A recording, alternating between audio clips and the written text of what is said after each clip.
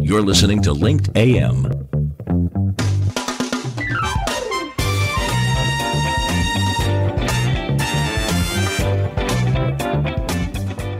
Tell your story on Linked Live and get noticed. You're listening to Carl Wolfenden on the Business Class Show and is not always affiliated with the guests and the topics discussed. Any financial statements are the opinions of the individual, and you should seek professional advice before making any decisions. Upgrade your listening to Business Class, the show that puts you in the big leather comfy seats. So sit back and enjoy our take on the trending business issues of the week. Howdy, folks. Here he is, the Texas Brit, the guy with the stiff upper lip, filling his 10-gallon hat and his cowboy boots, Carl Wolfenden. Good morning, and welcome to Linked AM. And of course, we've been seeing a lot of chatter across the news stories that we've been running on businessclassnews.com and some of the things we've been talking about on the show. And of course, the White House has actually been putting out information to business owners, entrepreneurs, the corporations, to really start to become more vigilant about cybersecurity. And I don't want to go into detail because I think we all read the news and we know what's going on. But some of the things that we know is, and we've talked about it on other shows where we've talked about cybersecurity before, is that the cloud, some security teams are having struggles to really understand how to secure down the cloud. And so I was having a conversation in by the water cooler the other day, and I thought, you know what, I'm going to bring on a friend of mine who is the co-founder and CEO of a company called Sataro, and that's of course Purandar Das. Hello, Purandar. How are you? Good, Carl. Good morning. Good. I'm doing well. Excellent. So as I just framed out to the listeners and the viewers out there, the White House has been putting out these sort of alerts saying, there may be attacks, etc., so be more vigilant. And there seems to be, a conversation going around in the security world, cybersecurity world, in business, of how do we secure cloud?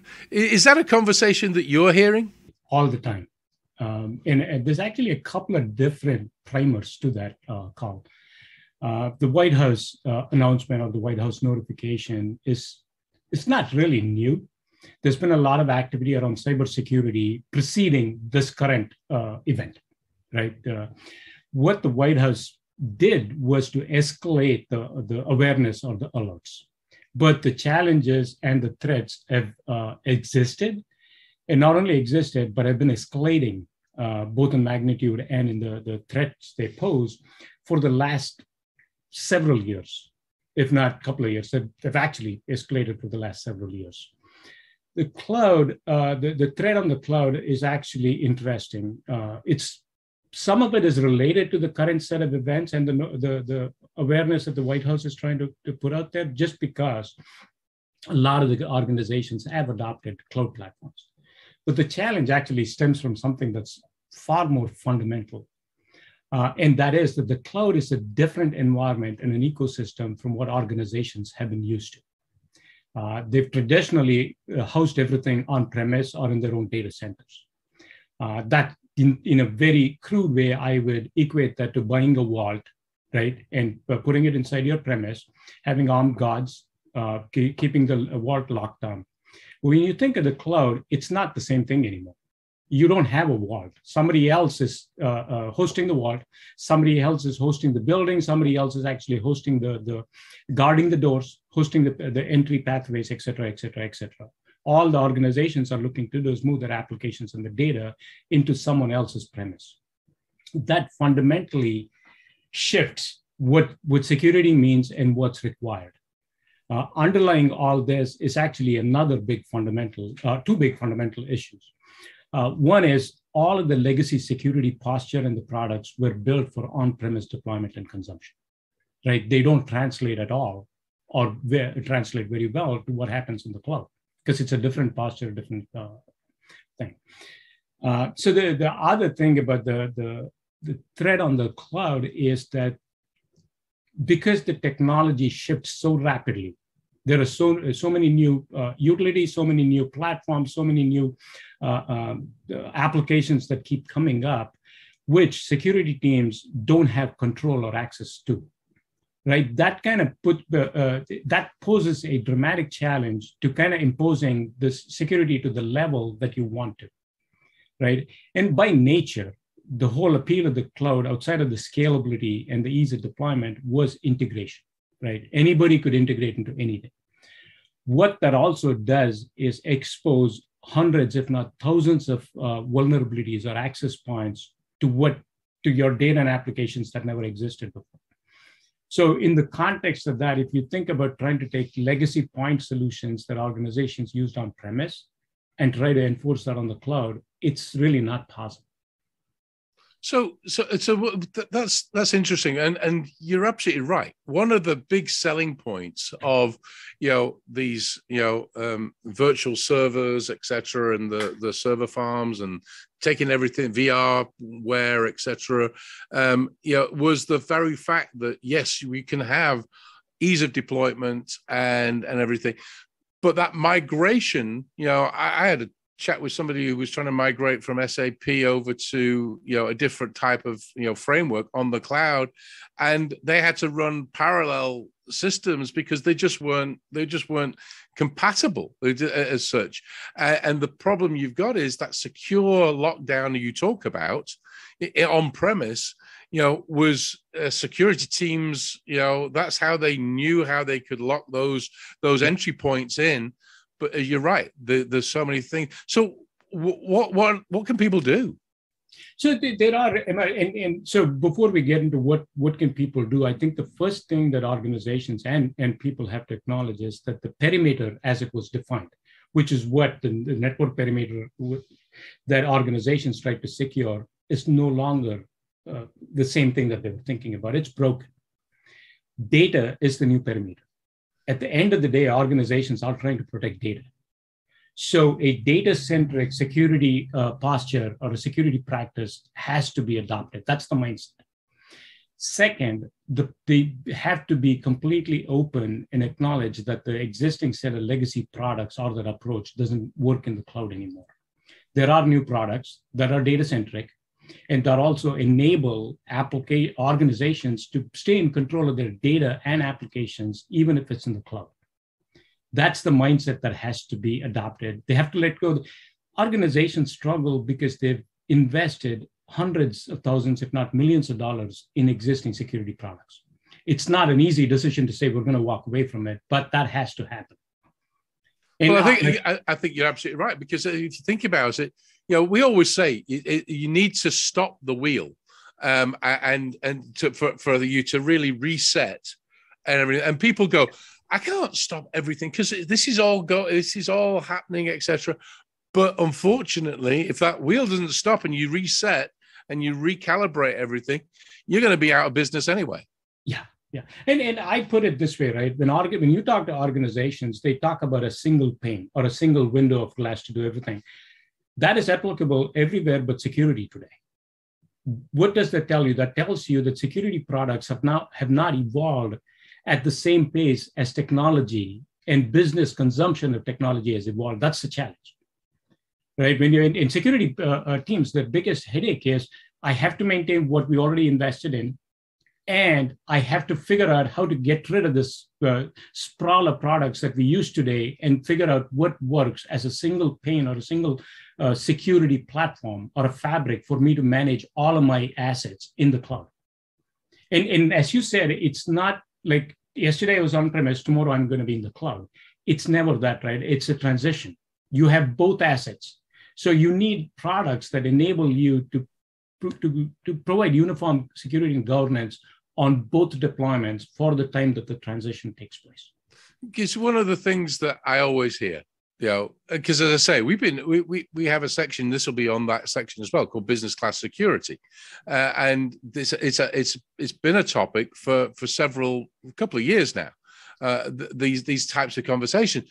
But then I've had people email me who are CSOs or chief security officers, etc., going, wait a minute, I'm busy. I can't. And we talk about, on one of the shows, we talked about putting a disaster recovery plan together. What are the things you need to put in place, etc. And they go, yeah, it's easy for you to say, but we don't have time to start to architect and start to plan because we're doing all this busy work over here. Yeah. So are you asking us to take our eye? So what I'm hearing you say is there has to be an element of, okay, let's start to plan how we are going to integrate these new security products that are out there, and then slowly disengage from the others. Is that what I'm hearing you say? Yeah, absolutely. I mean, that's the only way a business can sustain itself, right? I mean, no business will agree to stop what they're doing for a couple of months while you transition over. That's not just feasible, and it's not practical. Right. So, I mean, there are products out there, and shameless plug, including us, that provide that pathway or the platform for transitioning from what you have on premise to where you want to go in the cloud or hybrid, or whatever the business needs. So there's not a shameless plug at all. I mean, that's why I wanted you on, because I wanted you to tell us what you're up to. Because at the end of the day, I think what people have to understand is there are people like yourself and your company that can actually come in and start to help them, map what that needs to happen. Yeah. Now, is there any particular industry sector that your company, serves, or is it across the board, or is it fintech, or what sort of companies, really need to take, control of this? I mean, the simple answer, and I'll get into what we do and who we support. The simplest answer is every company needs data security. It's not, I mean, there are two aspects to that as well, right? One is from a compliance and a governance perspective, you're required to protect data. But if you take out that compliance and governance aspect, a company is only as valuable as its data is. If you lose the data, then you've lost business value, which no company should be taking that risk at all, especially when there are products and technologies that will enable you to keep that protected in a relatively simple way. And the other thing, to your point, Carl, is companies have a hard time coming to the conclusion that security has also evolved, right? When you talk about business technology, people will jump on and adopt any platform, any utility that provides value to the business, right? Security has never been viewed that way. It's been viewed as something that's a must. We're being forced to do this. It's an additional expense, and we don't really want to do this. That and security traditionally has been a barrier for business outcomes, whether it's because of the deployment headaches, the maintenance headaches, the challenges that it poses to data access and stuff. Things have evolved.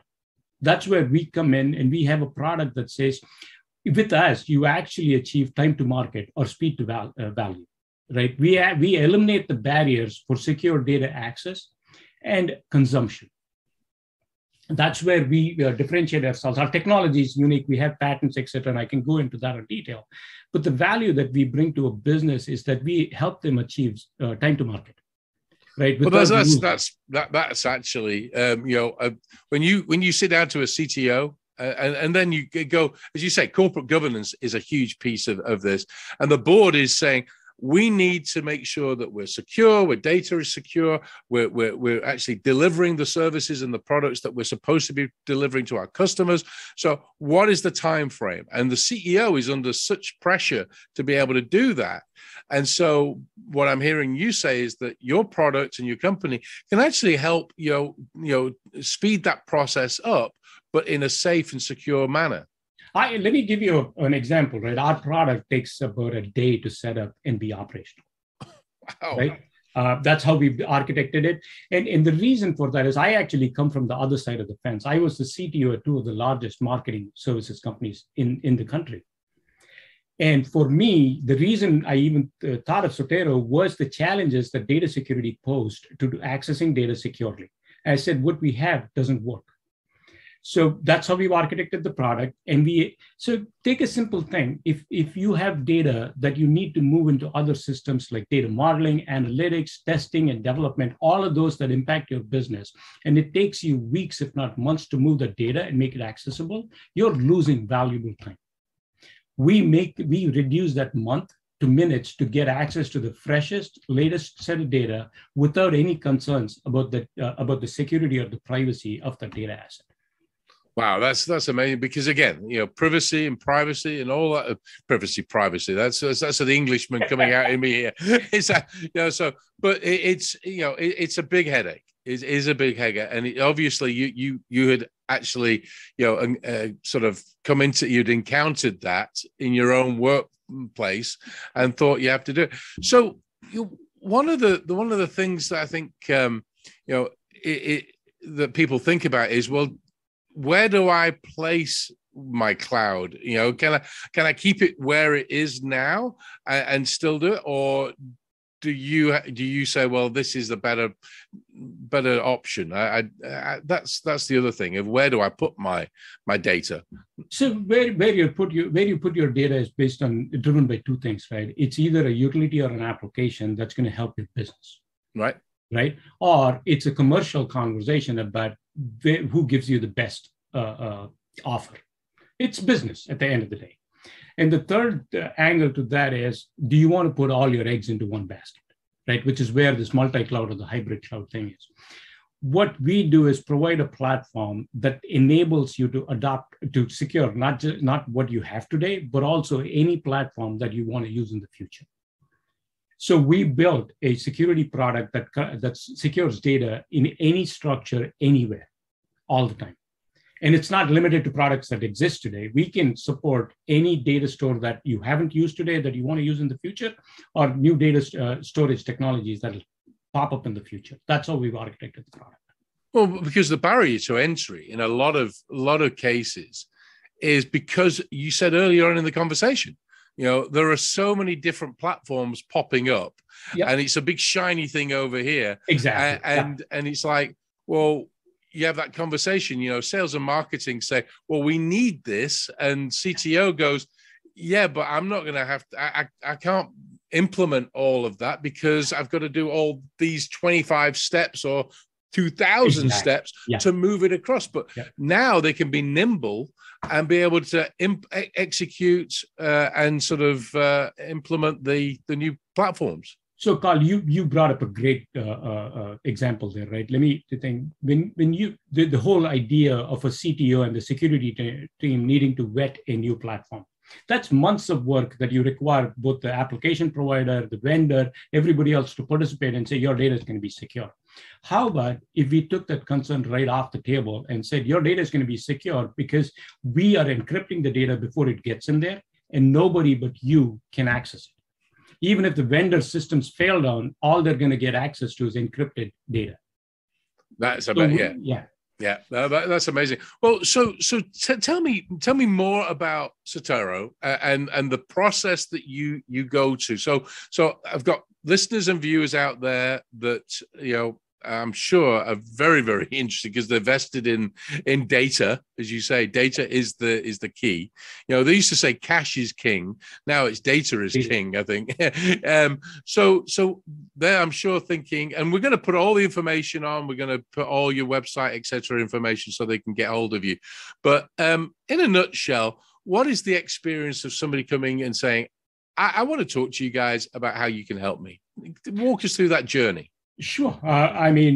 So to make that process extremely simple to understand, we have a platform in the cloud, right? We provide you access, even if you're reasonably technical. You don't need to be very technical. If you're reasonably technical, you can experience the product yourself, or we can set you up a quick demo that will take about 30 minutes for us to tell you why we are so effective. And why we are so effective comes from a couple of factors. One is eliminating all of those point solutions that relate to specific database or data storage technologies, right? We can support structured, unstructured, and semi-structured data, which covers all data storage platforms off of a single platform. It takes you about a day to set up your system on our platform and immediately start secure the data, as well as achieve governance and compliance, because we give you visibility and control as to who is accessing the data, what they're doing with it, and can they actually see the underlying data asset. All of that within a day. Wow. So we talked about cataloging and understanding the existing infrastructure, etc. Your teams work with the security teams to really work through that and go, yep. Okay, well, this can be moved or whatever. So you hold the hand and take them through the whole. So, and I'll go back to what I said earlier, Carl. My experience being on the other side of the fence actually kind of gave me the pointers as to what was important for a business. Because these are the same things I've struggled with. It's like, okay, I want to protect data. Oh, can I get a UI that says, here's the data assets you need to protect? Great. Let me just make that automated. I want to move this data asset from on-premise to the cloud. Great. We give you the framework to automatically migrate the data, encrypting and protecting the data as it's being migrated. We support any application technology, any database storage technology, which is what organizations are looking for. Eliminate the maintenance risk. I don't want to deal with 30 different products in my environment that I have to go to figure out what happened. We'll give you that single product to help you secure data and be confident. Well, I tell you, we could talk forever because it intrigues me. You're such a subject matter expert in this realm. I know you're going to be back on because there's a couple of things. I've got some other topics we'll talk about off mic, but I would like to talk about on another segment.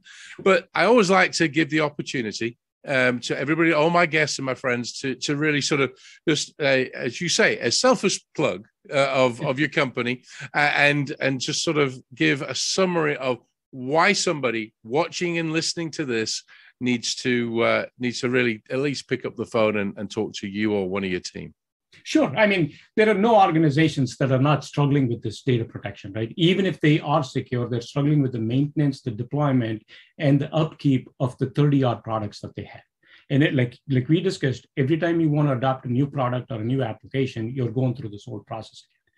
We eliminate the challenge by starting with the data, keeping the data protected, right?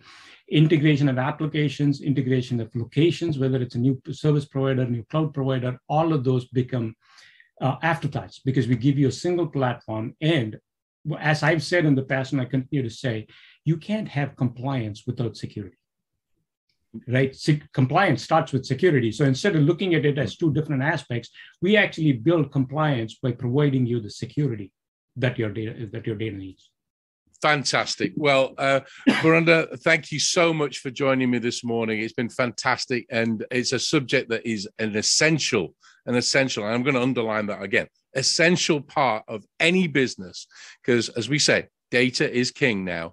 And so we've got to make sure we protect it because there's fines, there's personal sort of grief, there's all sorts of horrible things that are consequences if you don't look after that data. And so I appreciate you joining me this morning. It's been a very informative chat. And as I say, we're going to have more of these conversations, I know. Oh, thank you very much for having me. It's a pleasure. Fantastic. Of course, that was Purandar Das, CEO and co-founder of Cytiro. And as you'll see on the bottom of this video and podcast is all of the details about the company and how to get in touch with them. So as I always say to you out there, go and have some fun. Make some money because it's business class news. It's business. We go on business to make some money. And so we'll go out and have some fun and always be safe. And when we mean safe, it means physical safe as well as cyber safe. And so don't forget to check out Cytiro and all the product and the services they have to offer. So until the next time, goodbye.